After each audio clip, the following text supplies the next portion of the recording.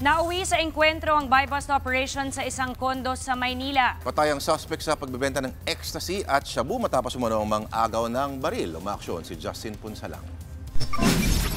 Sa ospital, binawian ng buhay si Steve John Passion na kilala umanong supplier ng ecstasy sa Maynila. Aarestuhin na raw sana si Passion nang magpositibo sa drug buy-bust operation. Pero nang agaw umano ito ng baril, kaya napilitan ng operatiba na paputokan siya. Nasawi si Passion dahil sa tama ng bala sa iba't ibang bahagi ng katawan. Nag-ugat ang operasyon mula sa mga naunang anti-drug operation ng PIDEA.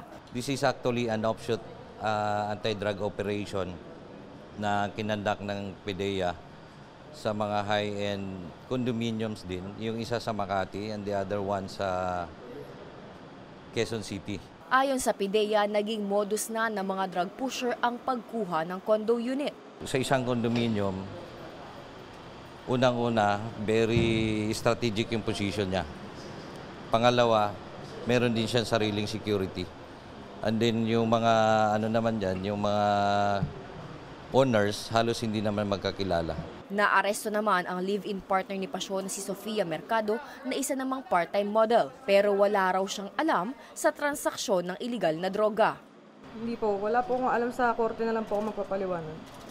Na-recover mula sa unit ng suspect ang 6 na milyong halaga ng shabu at 75,000 pisong halaga ng liquid ecstasy. Patuloy namang iniimbestigahan kung kanino nanggagaling ang binibentang droga ng napatay na suspect.